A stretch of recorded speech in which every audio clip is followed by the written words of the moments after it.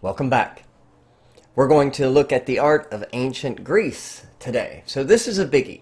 The Greeks are one of the most influential cultures, not only of the ancient world, but really to ever exist. Because what we are going to see is Greek influence have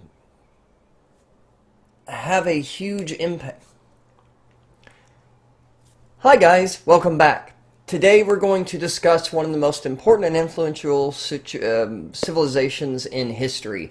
Of course, that's pretty much par for the course. I mean, we've looked at Sumer, we've looked at Egypt, now we're looking at Greece. These are literally the foundational cultures of modern society. But the Greeks are going to be one of the most foundational cultures to European culture. And we're going to see their influence in art, in philosophy, in theater, in literature, in political thought, have a huge impact on European and to a bigger extent, world culture.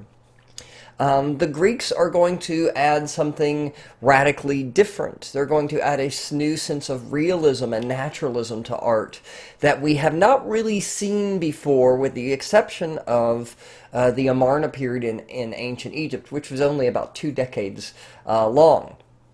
So let's just jump right in. This is Greece. Greece is a peninsula, basically. It is the Peloponnesian Peninsula. Let's say that 20 times real fast.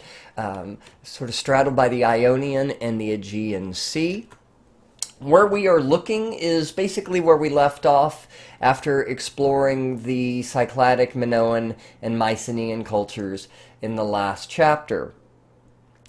We call this period, I should say, around the 11th and 10th and 9th centuries, the Dark Ages, because it is in this period we see the previous civilizations kind of lose their power, and this new younger civilization, the Greeks, begin to establish power, but they are not nearly as advanced in terms of technology, in terms of architecture, in terms of civilization, as the previous cultures who were here on the Greek peninsula and any of the surrounding cultures. And remember, like, Egypt is just right down here to the south. It's right off of our map.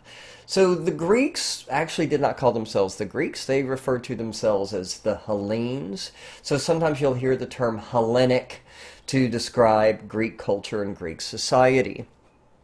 But just to give you an idea, a taste of what the Greeks brought civilization, we have two of the two sort of major foundational myths written by the ancient Greeks in the 8th century by the Greek poet Homer, and those, of course, are the story of the Iliad and the Odyssey, two epic accounts of the events of the Trojan War, and then the events of one of the major heroes, Odysseus, after the Trojan War. We also see, though, in ancient Greece, the development of some of the major foundations of what we call Western philosophy. And by Western, I mean primarily European-based cultures. So here in the 4th century, we get Socrates, we get Plato, we get Aristotle. We also see some of the great literary minds of Western culture emerge from ancient Greece with, for example, Sophocles, who wrote Oedipus and Antigone, Euripides, who wrote Orestes, and then Aristophanes, who wrote Lysistrata. And these aren't, of course, the only works, but these are foundational works to Western history that you guys have probably had to read some of these in some of your classes. Also, we will see the birth of democracy in ancient Greece. Demos is a Greek word meaning people. Krasi is a Greek word meaning rule. So a rule by the people emerges out of Athens in Greece. So right here. So this will come about in the 5th century BCE. So why? What causes all of these changes in Greek art? Well, a key sort of ideology you need to be aware of is something called humanism. The Greek mathematician and philosopher described human beings, a guy named Protagoras, described human beings as man is the measure of all things. That meant man is sort of the standard by which every other creation or creature in the universe is measured against. Because in the Greek mind, man is the greatest. Man is the greatest of all of God's creatures. If you want to look at a definition here, let me move my window up. Humanism is an outlook or system of thought attaching prime importance to human rather than divine or supernatural matters. Humanist beliefs stress the potential value and goodness of human beings, emphasize common human needs, and seek solely rational ways of solving human problems. So, if we contrast this with other ancient beliefs that were contemporary, I should say, with the Greeks, like the Egyptians. Well, the Egyptians didn't believe that man was the measure of all things. They believed the gods and the pharaoh. In fact, Egyptian gods didn't even look like men. Egyptian gods looked like animals or, represented sort of forces of nature or whatnot. And that same way for all of the other ancient cultures where normal average human beings didn't really matter, but priests or gods or kings were placed above them. And human individuality and human achievement didn't really matter unless you were a god or I should say a priest or a king. But this changes in ancient Greece, where they start to believe that human beings have agency and we're important. In fact, we're so important and so capable of understanding our world that we should rule ourselves. And the ability to rule ourselves does not come from the gods, or it does not come from a king or a priest, but it comes from us. And that's why the Greeks created democracy, this rule by the people. So we're looking at a very, very different way of viewing the world. And this is what this is going to do is, over time, we are going to see the Greeks are going to separate themselves from the cultures that came before and create a very distinctive looking culture, very distinctive kind of art that values the human figure above all else, and it creates, it tries to create that human body as realistically and naturalistically as possible. So let's jump in and take a look. Let me move my little box back down. Hey, now I'm down here, and let's take a look. So before I jump too far in, you might be asking yourself, well, this is all well and good, but what have the Greeks done for us lately? Well, I think something to understand is the influence of, I've already mentioned a bit the importance of an influence on Greek culture, and we can see that in our architecture. If you look at our, like for example, the image on the right, the Supreme Court building, it sure does look a lot like the famous Greek temple to Athena built in Athens called the Parthenon, doesn't it? Why is that? Well, one of the reasons is when the founding fathers of this country, the United States, started to construct our governmental buildings, they wanted to create buildings that looked like and represented the political ideas that, well, occurred inside of those buildings. And where did we get a lot of our political ideas? Well, from ancient Greece. Our founding fathers were humanist, and they very much believed in this sort of idea of Greek democracy, that men are capable. In fact, we have the right to rule ourselves and not be ruled by a king or a priest. And beyond this, we see Greek influence through Greek myths. You've probably heard references of the Achilles heel, or the Midas touch, or opening Pandora's box, or the Trojan horse. These are all stories from Greek mythology. Greek words pepper our speech all the time. Astronaut, for example, right? These are all words derived from Greece. Their influence on our culture is, well, it cannot be overstated. Okay. So we are going to be examining several hundred years of Greek history. We're going to be beginning around 7 to 800 BCE with a period called the Geometric, and moving through about 500 years or so of Greek history. We will return to this image. Okay. So the earliest Greek art and architecture, really art, that we are going to be dealing with and concerned with is from a period called the Geometric period. And this is right at the end of that period called the Dark Ages, where the previous civilizations of the Aegean area had basically abandoned it. And now this new group of people, the Greeks or the Hellenes, as they call themselves, started to settle in. And it took them a while to sort of build power and to build their technology and to build their presence. And so it's not really until the 8th and 9th centuries that we start to see the construction of really large-scale, worthwhile kinds of art objects. And what you'll see in these early works is a huge influence from surrounding cultures, especially Egypt and various cultures in Mesopotamia. And so we are looking at a large-scale Greek vase. This is called a crater. This is one of several standard kinds of Greek vases, which we'll talk more about specifically in a little while. But this was designed as a grave marker.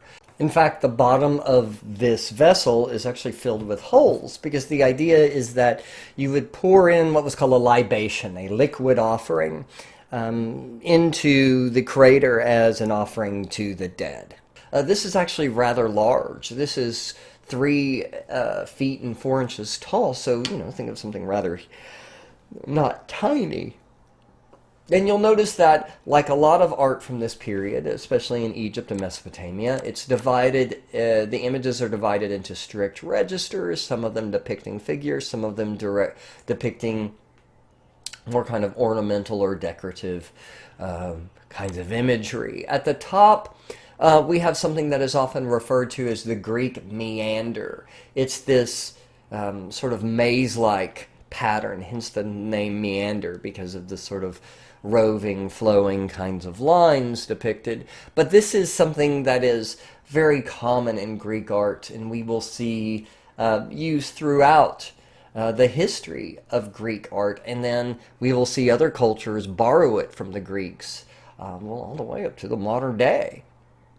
But below that, we see these various registers, and here you can see we are looking at a funeral. This person must have been important because this is a large vase, it is highly decorated, and you can also tell they're important by the size of their funeral and the number of mourners. You'll notice that there's these women off to the side, kind of pulling their hair. These would have been paid mourners, and the wealthier you were, the more mourners you could hire. So this person was a person of great power and importance. Here they are lying on their funeral pyre with their family, observing, watching their funeral. And then underneath we see various animals that will be sacrificed and burned along with the body of the person as a kind of offering to the gods.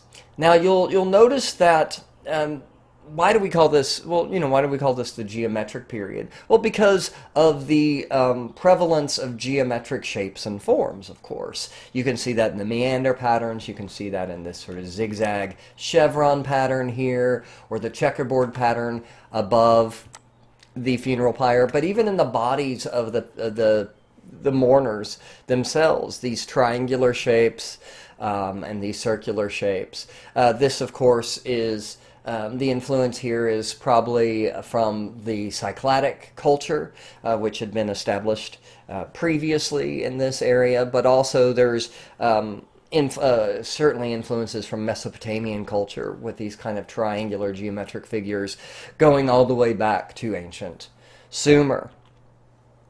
And here's another another vessel from the geometric period. This is a different kind of a vessel. This is called an amphora as opposed to a crater, and we'll talk more about these differences, as I said, in a moment. But this is very similar in that we're looking at an image of mourning, and we're looking at a funeral. You can see that Greek meander pattern above. But the geometric period, vase decoration is primarily composed of geometric shapes, and even the figures appear to be reduced to sort of simple abstract geometric kinds of shapes, hence the name. This is a small sculpture. It's only 4.5 inches high. It is made from bronze, and it depicts the Greek hero Heracles, or as the Romans called him, Hercules. This is an image of Heracles battling a centaur. Now, the centaurs, the Greeks borrowed a lot of sort of fantastical creatures from a lot of the neighboring cultures. But the centaur is very much a Greek invention. The centaur didn't really exist in other cultures outside of Greece. And this is one of the earliest depictions of a centaur, and you'll notice that it's a rather weird depiction of a centaur compared to our modern day versions, because a centaur, as you know, is a creature that is half horse and half man. And in this early depiction, the artist didn't quite know how to depict that. So he basically depicted a person, a man, with a horse sort of growing out of his backside. So this has to be, I don't even want to think about certain bodily functions here. We're just going to skip this entirely. I don't want to think about this train of thought. But if you think about it, it's rather kind of funny. I don't even want to get into the anatomy of this. But, you can see, once again, this is still the geometric period in that the body parts are very simplified geometric forms, basically simple sort of spheres for the head and like elongated rectangles and things like that for various body parts. So the orientalizing period. Orientalizing, I'm going to move my thing over here. And let's take a quick break. Moving on, the next sort of major period we'll be looking at is the orientalizing period, from around 700 to 600 BCE. So what does the term orientalizing mean? Well, orient literally means the east. So this literally means a period that is influenced by art from the east. Now, what does that mean? Well, that means Mesopotamia and Egypt. And this is, of course, nothing new. The Greeks had always been influenced by their eastern neighbors, but these much older, more established civilizations. But what we see in the orientalizing period is as the Greeks become better artists and are better able to copy what's around them, we start to see this influence become more evident. And we can especially see that in what is called the Mantiklos Apollo. This is a small 8-inch figure that is obviously influenced heavily by both sort of Mesopotamian and Egyptian art. In fact, you can see very clearly in our Egyptian statue here the similarities in hairstyles and even the position of the legs with that Egyptian hokey pokey and that 1 foot forward. We know this is Apollo because there is actually writing on the legs of this statue that say, "Mantiklos dedicated me as a tithe through the far-shooting Lord of the silver bow. You, Phoebos, Apollo, might give some pleasing favor in return." So this is some sort of votive figure like we've seen before, created as an offering to a god. You can see, once again, I hope, the big influences in terms of the hairstyle and the body position of Eastern cultures like Egypt and Mesopotamia, or at least Eastern to Greece, right? Other orientalizing, let me move my little window down here. We can see a continuation of the geometric period's fascination with registers, but also if you look closely, you can see various creatures, often hybrid creatures. Where have we seen these kinds of powerful creatures before? Mesopotamia and Egypt. You get it, right? Bulls, lions, those kinds of things. You'll notice that there are still remnants of geometric forms, especially down here at the base with the use of the stripes and the triangles. But otherwise, we have a very different approach in the orientalizing period. We have sort of less order. We have we still have those registers, but within those registers, there's a more chaotic kind of composition, not only with these sort of closely spaced animals, but also with the use of what are called rosettes, Rosettettes, literally meaning little rows, but these are decorative forms that were taken also from other Eastern influences, and they are a key ingredient to the orientalizing period. If you want to know if you're looking at a vase painting from the orientalizing period of ancient Greece, then just look for the rosettes. Here is a sculpture from the orientalizing period, or what is sometimes referred to as the Daedalic. Daedalus comes from the myth of the Minotaur. He was a great sculptor. He built the maze that the Minotaur resided in. But the early Greeks sort of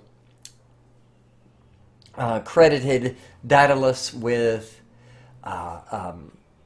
building pretty much any old great thing that they kind of stumbled upon. So we use this term to describe the kind of monumental architecture and art of the orientalizing period. But really, if you want to know this is just orientalizing, that's fine by me. And by this time, the interaction between Greece and Egypt especially was quite active. Part of this had to do with the Greeks setting up a colony in Egypt at a place called Acropolis. But this influence between Greece and Egypt had really been going on for centuries at this point because of the location, the proximity of Greece to Egypt. We also know through Greek historians that there was that Greek soldiers fought in Egyptian armies, that Greek workers worked on Egyptian projects, and it was through this close contact with this much more older established civilization that the Greeks learned a lot of their sculptural and architectural techniques. Because keep in mind that, around 650 BCE or so, Egypt was already a culture that was 2,500 years old. They were ancient to the ancient Greeks, and so the Greeks had a lot to learn from their much more established and older neighbors. But it is in this period that we see construction of these larger statues. Now, the earliest Greek statues from the orientalizing and earlier orientalizing geometric periods tend to be rather small. We're talking about inches. This is a matter of feet, but it's still relatively small. We don't know if this represents a priestess or a goddess. We're not really sure. But it is very typical of this period. Obviously, the influence of Egypt is still very strong. We can tell by the woman's hairstyle. We can tell by the way she's dressed and other aspects to this image here. If you look very closely, you'll notice that there are geometric patterns on her gown, or peplos, as it's called. That's a word we'll see again. Now we move from the orientalizing into the archaic. And it is really the archaic period where Greek art starts to take on its own distinctive style. Archaic is just a fancy word for old. And it is a period really from like the 600s to about 500, 480 or so BCE. But it is here that we start to see the creation of what we call chorus figures, or plural would be choroi. And choroi are a kind of standardized archaic Greek statue that was derived heavily from Egyptian statues. I think you can tell very clearly here. with that Egyptian hokey pokey, the style of hair, and, are very similar to Egyptian sculptures. But there's really two major key differences here. First of all, the use of negative space, the empty space between the chorus figure's arms and the nudity. The nudity. Before I get too far into these differences, I forgot I wanted to mention something, what chorus means. Chorus means boy. And these figures, these chorus figures, were kind of generic statues. They could be used as grave markers, they could be used at temples, they could be used at memorials. They were kind of a generic statue of a nude male figure. Like I said, we'll have various functions. This is called the New York Chorus because it is now located at the Metropolitan Museum of Art in New York. But it is very typical of a chorus figure. It shows a sort of a young man, a young nude male figure. So why the nudity? So the Greeks, as I said earlier, were humanist. And their approach to the human body was very different than other cultures. They wanted to glorify the human body. In fact, the Greeks felt that the human body was perfect, that the human body was designed and modeled after the bodies of the gods. In fact, we pretty much looked and acted like the gods. The big difference is we were just smaller and weaker. But this is really the first culture to sort of equate human beings with the gods. In other cultures, like Egypt, for instance, the Egyptian gods didn't look like people. They were animals or fantastic creatures in fantastical creatures in appearance. But the Greeks, being humanist, where everything human is important, human individuality, the human body, human achievement, all of that stuff, the need to create realistic human beings starts to become very, very important to the Greeks. And the need to show off that perfect human body becomes very, very important to the Greeks. And so we start to see that especially manifest itself in the chorus figures. Now, if you look at the face, you'll notice the faces are still rather generic and in many ways less realistic than Egyptian figures. But if we start to look at the body in the Archaic period, in the Archaic Greek art, we start to see the Greeks are really, really, really beginning to show a veracity, a verisimilitude, a truthfulness, there's the word most people know, a truthfulness to the human form. And they really start looking below the skin and start to examine the musculature underneath. Now, the Greeks are just learning as artists, and they're just learning to make art look as realistic as possible. So they don't quite get it right. There's sort of a generic quality to the forms here, this rather generic chest and this rather generic sort of rib cage where it meets the abdomen. But they're beginning to learn, and they're becoming better and better and better. In fact, when we look at a work of art that is made just a few decades later, in fact, two works of art made just a few decades later, we start to see the art become more and more realistic.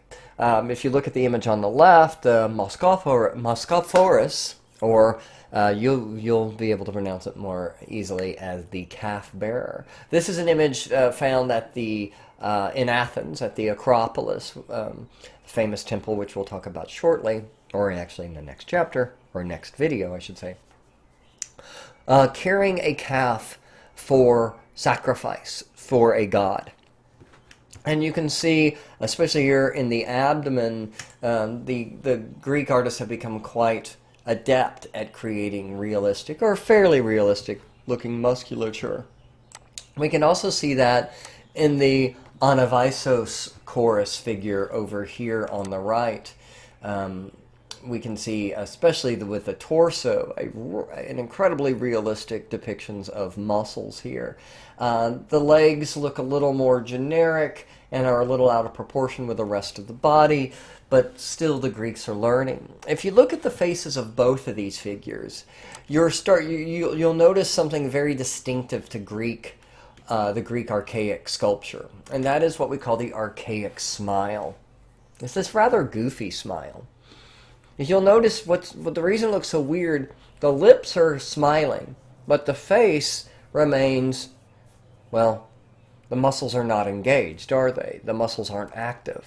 And so it looks rather goofy. I always picture that when I see the archaic smile, I picture the guy going, like, that's just me. But he looks rather goony, doesn't he? And the reason is because the Greeks were learning how to make a smile. But they wanted to give their statues life. They wanted to give it emotion. They wanted to give it individuality. And the Greeks really started to embrace realism because you could create more individualistic looking figures that way. And this is something that separates Greek art from all other art. Not only did they celebrate the human body through depicting it nude in the archaic period and before, but they also started to become obsessed with this idea of the human individual and individual achievement and individual action. For the Greeks, individuality was central to their belief that we are given this incredible gift by the gods, the gift of being human. And each one of us is individual. Each one of us should be then celebrated for individuality. But also, it goes beyond that, because the Greeks did believe that being human was a gift. And you'll notice in these archaic statues and after that the sculptures are all perfect. They're beautiful. The figures look athletic and strong and agile and perfect. And the reason for this is because the Greeks associated beauty, physical beauty, with morality. So in other words, for the Greeks, if you looked good, you were good. But why? And this goes back to humanism. And the answer is, the Greeks believed that if you bettered yourself, then that was a sign of a strength of character, because they believed that self-improvement was a moral obligation. If the gods gave us this incredible gift of being human, and one of characteristics, one of humanity's characteristics is our ability to improve ourselves. Well, if that ability to improve ourselves is a divine gift, we would be basically spitting in the faces of the gods if we did not better ourselves, if we did not improve ourselves physically and mentally. And if we improve ourselves physically and mentally, we improve ourselves morally. And so that's why all Greek sculptures look like superheroes, because it is about the potential we all have to become great. That is the gift from the gods, is this incredible gift of being human and the ability to better ourselves. And if we squander that gift, then that is an immoral action. And that's a big part of understanding Greek art. So let's look at the female version of the chorus figure, and this is the chore, or plural chorai. This is the female version. And you'll notice something distinctly different, besides this is a woman, is that she's clothed. And in fact, throughout the archaic and most of the classical period, women were depicted wearing clothes. Because when the Greeks say, the Greek humanism says that man is the measure of all things, and they literally meant men. For them, women were second class. Women were, unfortunately, more or less property, and their main function in ancient Greece was to carry on the family line. And you know, the way women treated were different between different, you know, Greek cities, and it varied throughout time. But it is important to understand that Greek women weren't treated with a lot of respect. They were often treated as property, and in fact, at certain periods in Greek history, women were more or less confined to the house. And that glorification of the human body we don't see in earlier Greek art in the Archaic period. So usually we see these kore figures typically are clothed. You'll notice that they're missing an arm. There's been arguments about what exactly the figure was holding. Some think that these were figures located near temples, and they were located near temples, but their arms were held out like this, where you can make an offering and put it in their hand, or maybe a pot or a vase they were holding, or maybe they were holding some sort of weapon. We don't know. It kind of depends on who these statues were depicting. Are we looking at a priestess? Are we looking at a goddess? So there's debate. But one thing I want you to know and notice in these Greek kore figures is that they were painted. In fact, all Greek sculpture would have been painted. Chorus and kore figures would have been painted. In fact, our view of the ancient Greek world is pretty much completely wrong if you only rely on movies and really a lot of history books written up until just very recently. And there's a lot of reasons for this. Some people mistook the paint for dirt, but in really most cases, early archaeologists understood that the dirt on the sculpture was actually paint. But there was a literal whitewashing of history. On one level, people just felt that these sculptures looked better all white. And then, of course, we get into the sort of icky territory that some historians wanted them to look white. And they removed any sort of pigmentation in the skin and paint on the clothing. But there is enough trace paint on these sculptures that we can pretty much reconstruct what they look like. And in this kore figure, this what's known as the peplos kore, and the peplos is this very simple woolen gown that she was dressing, and it's very common in the Archaic. So this peplos kore, you can see the paint on her. If we look closely, you'll also notice that archaic smile. In fact, I think this is one of the best examples. One thing I did forget to point out, in the Archaic, you'll also notice these rather bulging eyes. The Greeks were trying to create this feeling of life, of emotion, of individuality. And they didn't quite get it right. They overemphasized the eyes, and they kind of look like they're about to pop out of the heads on these archaic sculptures. But once again, they were still learning. Here are some more examples of some painted Greek sculptures.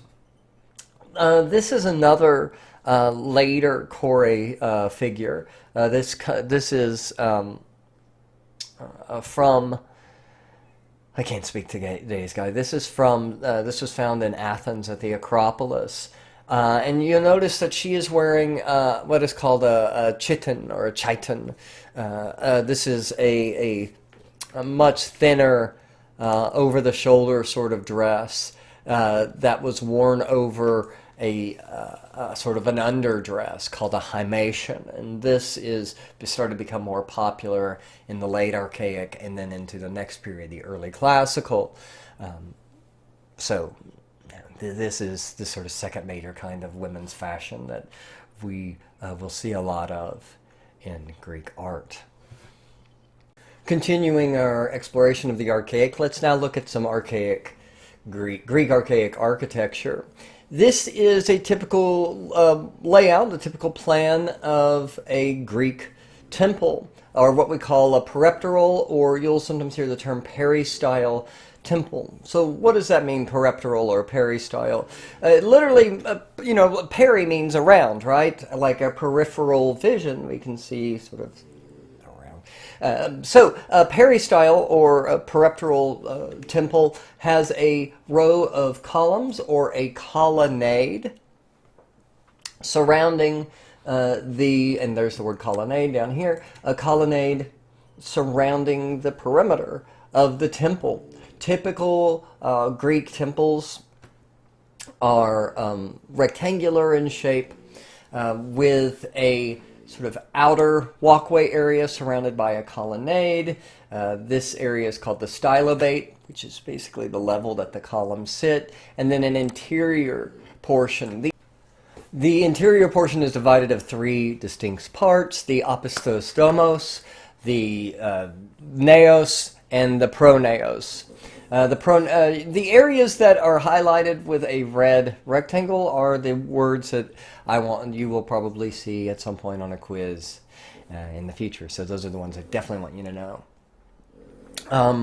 Okay, so this is sort of typical. The Greek temples were temples to the gods and goddesses of the Greek pantheon. The Greeks, like all of the other ancient civilizations, were polytheistic. They had multiple gods, each god sort of representing a kind of key force of nature or attribute or whatever it was. And these temples were each dedicated to one of the primary gods or goddesses. The outside of the temples, the facades of the temples basically come in two distinct styles: the Doric and Ionic. Doric refers to the older of the two. Well, there's actually three Greek styles, but at this stage in the Archaic, we really have two styles. The Doric is the older of the two and originates on the Greek mainland, whereas where the Ionic style comes from the island of Ionia. I do want you to be familiar with these elements that I've placed right here in the middle of the Greek facade. I want you to know these because these elements are still used in buildings today. So at the top, we have the pediment, and this is the triangular type structure that sits right under the roof. And then below that we have this major area called the entablature, which is made up of three distinct parts: the cornice, the frieze, and the architrave. The frieze itself is made up of two smaller sections in the Doric, and that is the triglyph and the metope. Triglyph literally means three marks, and so we see three marks, and the metope is just a square. Now, in most Greek sculpture, this will not be blank, but instead there will be relief sculpture carved into these metope areas. You'll notice in the Ionic order that this frieze does not have triglyphs or metopes. It's just one empty frieze, but of course there would have been sculpture here, so don't let this fool you. This would have been filled with stuff also, but that's one of the key ways to tell the Doric from the Ionic, is the Doric has these triglyphs and metopes. So why does it have triglyphs and metopes? Well, by the time we get to the Archaic, most Greek temples are built out of stone and marble, marble being a kind of stone. But the early Greek temples were made out of wood, and the wooden beams that supported the roof, the ends of them would sort of stick out, and so this triglyph is kind of an imitation of the wood grain at the end of a large beam. So it's sort of a remnant. It's like the appendix, right, in the human body. It's sort of a remnant from an earlier time. And then we have the columns. The column is made up of basically the capital, the top of the column, and then the shaft.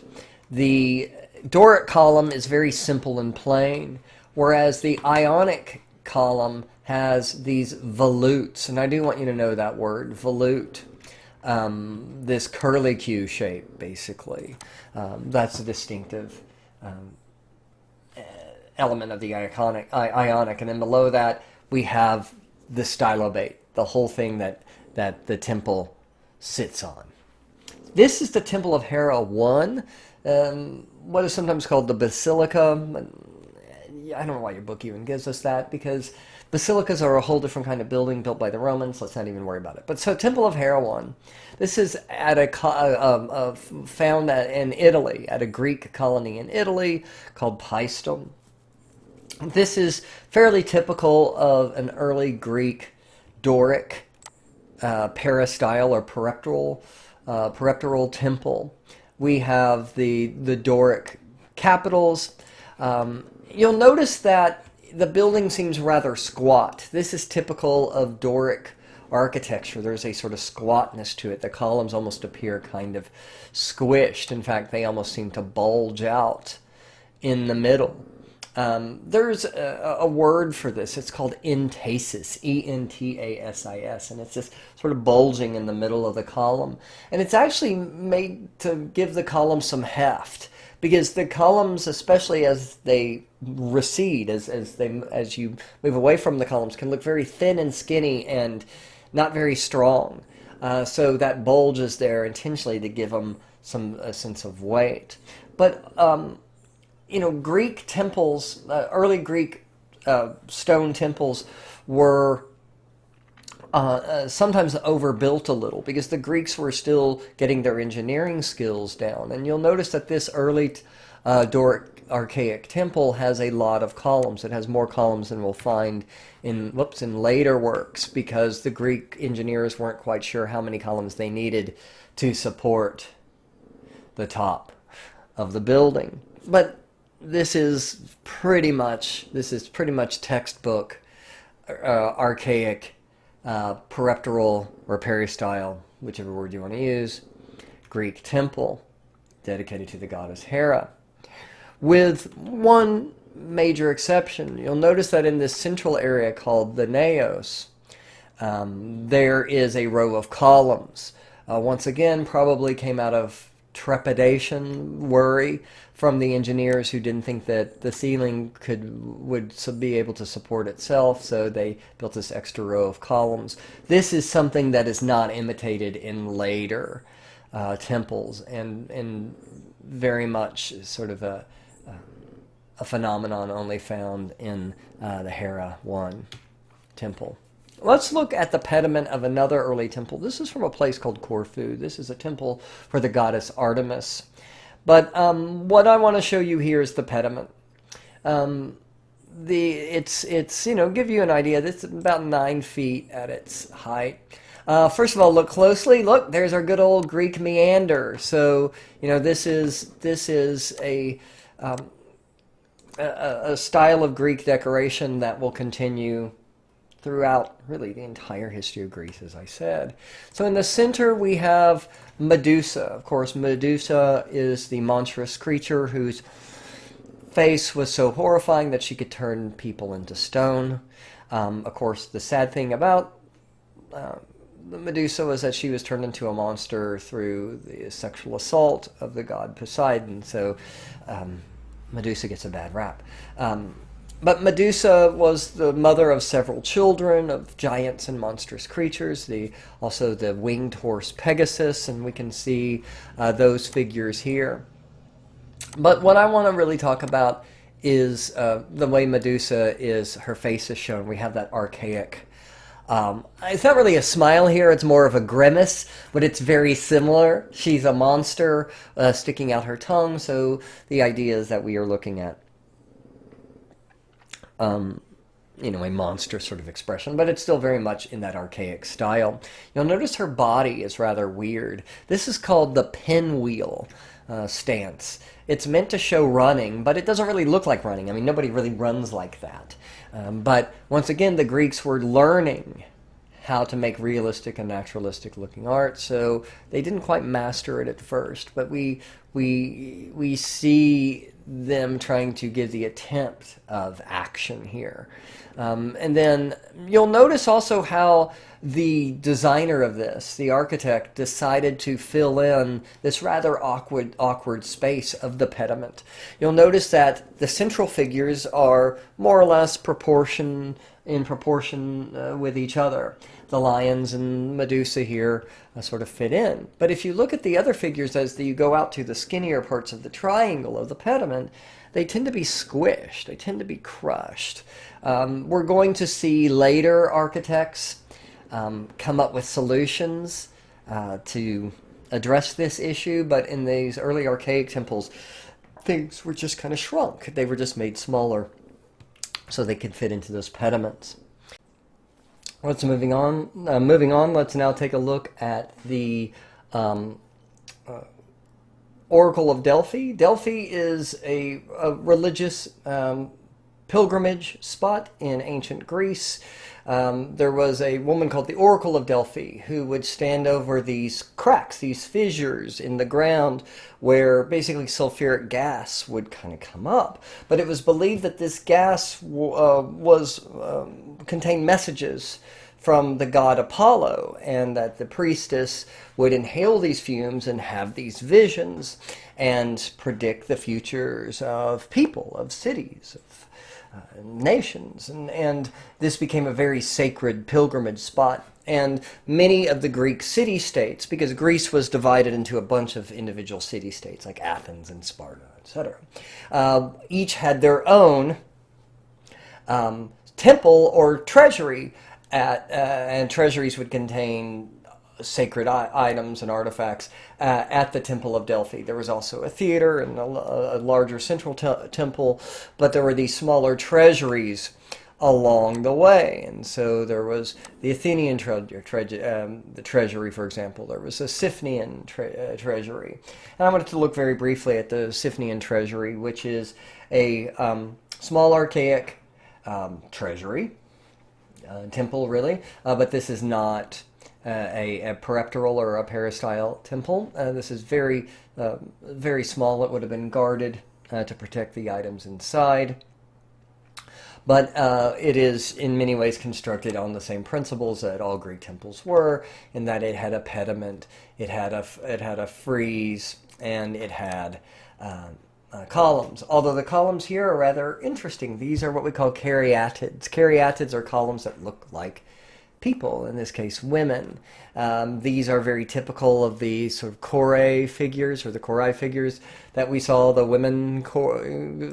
female figures that we saw with their arms extended, and here you can see in the reconstruction their arms are extended, and they're wearing kind of typical late archaic, the chiton over the hymnation, as I talked about earlier.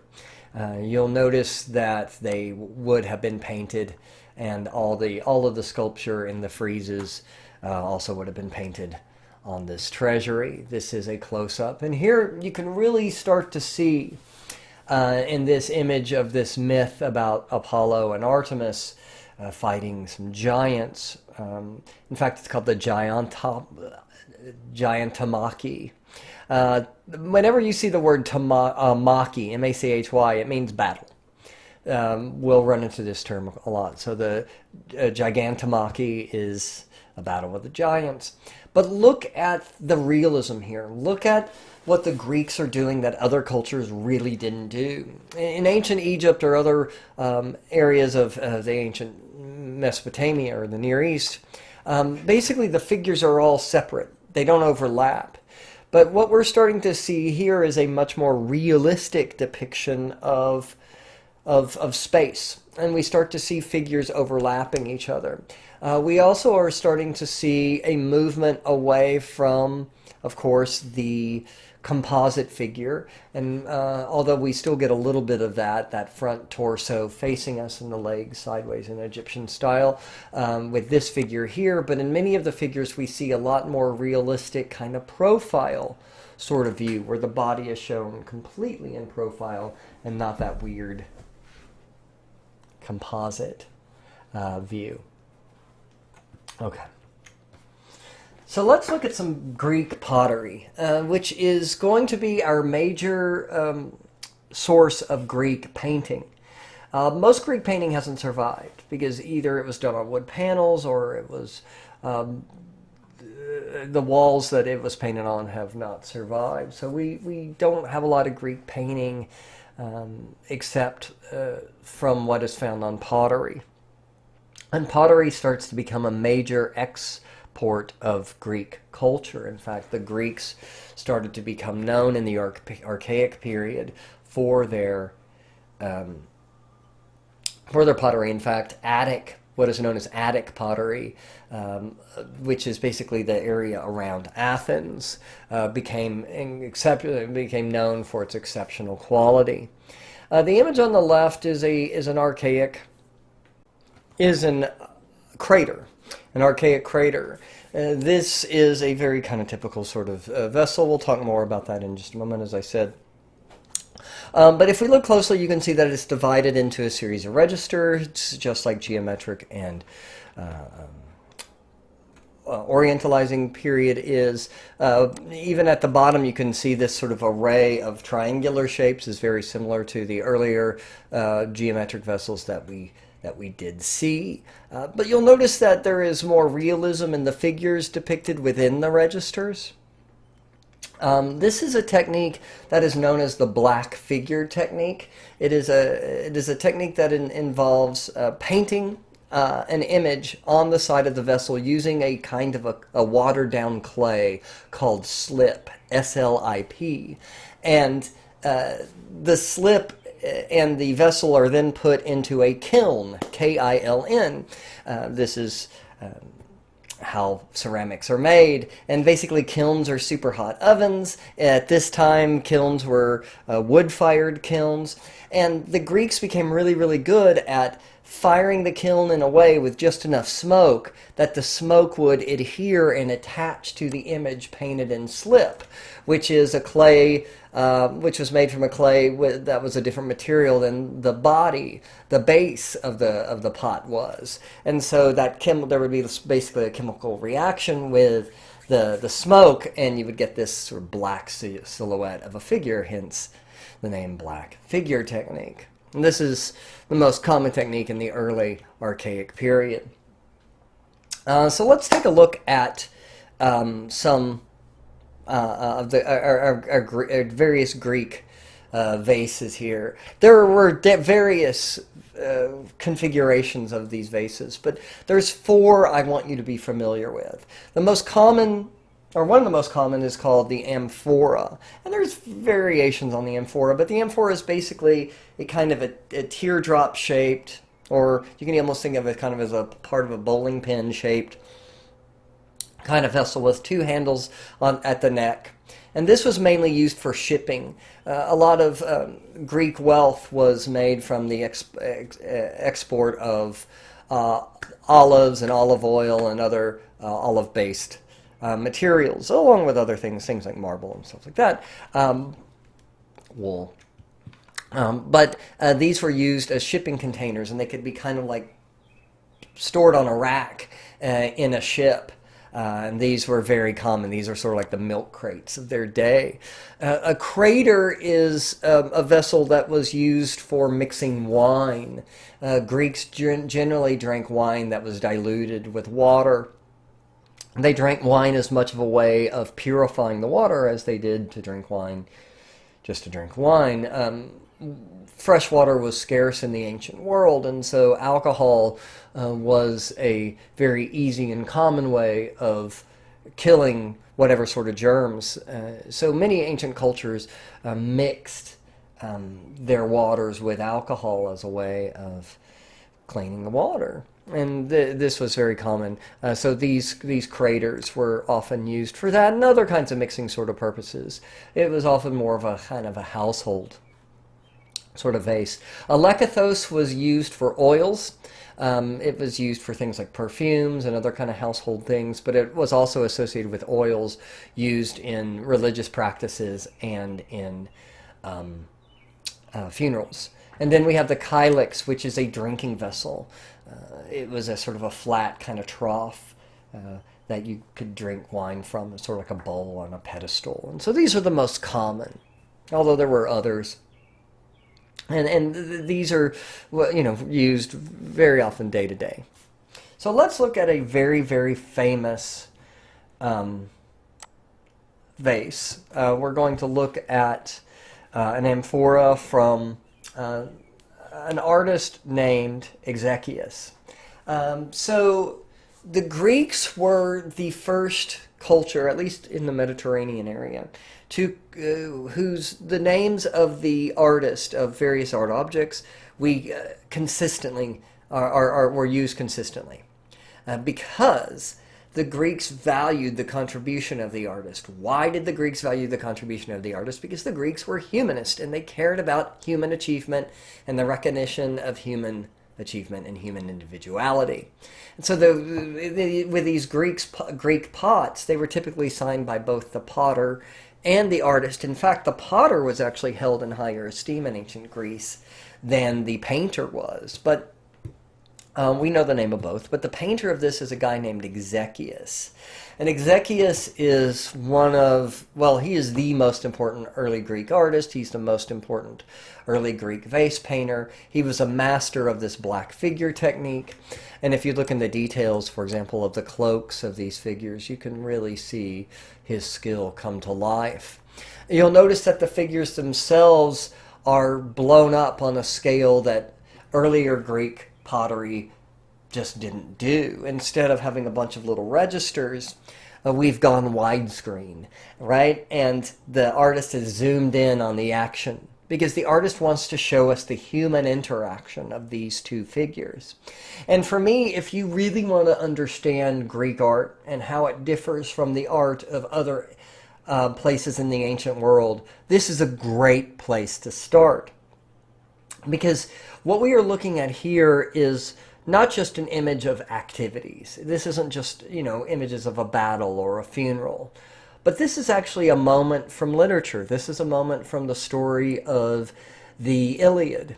And of course, that story, that very famous Greek epic poem by the poet Homer in the 8th century, tells the story of the Trojan War. And one of the great heroes on the Greek side is, of course, the mythical hero Achilles. A little lesser known, but still very important, is another Greek hero named Ajax. And what the artist is showing us here is a moment from the story of the Iliad where these two friends and also rivals are taking a break. And Achilles and Ajax, who have been fighting this decades-long war at this point, for them almost this war is like a job. It is this really hard, horrible job, but a job that they wake up and they go to days and days and days and days, year after year of endless fighting. And what Exechius is giving us is a little moment of reprieve, a very human, intimate moment between these two friends who admired each other, but also often were at odds with each other because they both wanted to be the big hero. And Achilles often stole the spotlight from Ajax. And we can see even in this game of checkers, or of draughts that they're playing, but it's basically an early version of checkers, that Achilles is winning. He's calling out Tessara, which means 4, over 3 points, which Ajax has. But it's in the details that this image really comes to life. While the figures are still somewhat unrealistic with their composite figure and their eyes kind of stuck on the side of their head, there's so much that is realistic about this. And a lot of it has to do with their actions. First of all, notice how these two soldiers, even though they're basically taking a break to play a game, are still holding on to their spears. Also, you'll notice that their shields are just right behind them, so they can be grabbed at a moment's notice. And while Ajax's helmet rests on his shield, you can see Achilles has just propped his up on top of his head, this very casual sort of way, with the idea that at any moment's notice they will be called back to the war and they have to go back and fight. And it's a very sort of sweet moment between friends. This kind of these two bros sort of bonding and hanging out in what are otherwise really harsh and horrible conditions of sort of constant warfare. And there's an even more poignancy here in the fact that we know that later on in the story, Achilles and Ajax will both die. Achilles first at the hand of the Trojan hero Hector, where he will be slaughtered, and then Ajax will commit suicide because he had claim to Achilles' armor and it was taken by somebody else, and he feels slighted. He's also despondent sort of at the death of his friend, and he ends up killing himself. In fact, that scene is shown on the other side of the pot. And Ajax kills himself by sticking his sword in the sand and then falling on top of it. We can see him pushing the sword in the sand here. So this is rather poignant. On one side, we have this rather happy image of these two dudes, these two friends, sort of bonding and communing with each other and having this kind of sweet human moment. And on the other side, we're reminded of the tragedy that will befall both of these men. And there's a sadness, a poignancy here, a humanness. Notice this is an image from war. One of the great stories about war, but it's not an image about heroism or victory or strength in battle. It's not about great achievements. But what this is about is a very normal, almost unimportant, boring, everyday kind of human event. Two guys playing a board game with each other. And it is in this image, I think, that we really can... I think we can really understand what Greek art is about, and this real idea of human individuality and this focus on human interaction, no matter how mundane, how boring, how seemingly pointless. The artist is focusing on this as if it is the most important thing in the world. In fact, he's gotten rid of any other distractions, any other registers, any other sort of noise that gets in the way, so we can focus on this sweet personal moment between these two friendly rivals. That's what Greek art is about. My dog is scratching over here, so I don't know what's going on. But we see later on in the Archaic a newer technique called the red figure technique, which, hey, all right, this is Matthew, and he's going to help me teach the rest of the class. I don't know why he's being so noisy. Okay, so we see a technique called the red figure, which is much more difficult to do than the black figure, because it uses a sort of a reverse of, instead of a black figure on a black background, we often see a red or a tan or a white figure, depending on the skin color of the person, on a red background.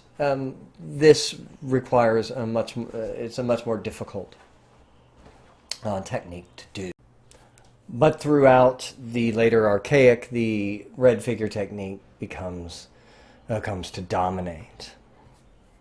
Sometimes artists wanted to show off their ability to do both techniques, the black and the red. And so, as we see here with the Endokites painter, a kind of a vessel we call a bilingual vessel, in this case a bilingual amphora. Bilingual means you know two languages, right? So we call these bilingual because they're two different styles of vase painting. On the left we have the black figure technique, and on the right we have the red figure technique. And it's the same story. Notice how the artist is imitating Exekias's pot. This became a very popular theme in Greek pottery, in Attic pottery, and so we often see that scene being repeated over and over and over and over again. In this case, two different styles in the bilingual pot. And just some other more examples. We're not going to get into these, but I want you to see. Notice the Greek meander, by the way. And it's been in the background in several of these pots. You should maybe go back and take a look at it. And that brings us to the end of the first section of a rather long chapter. So I will see you guys next time around. Have a good rest of your day or whatever it is. All right, bye.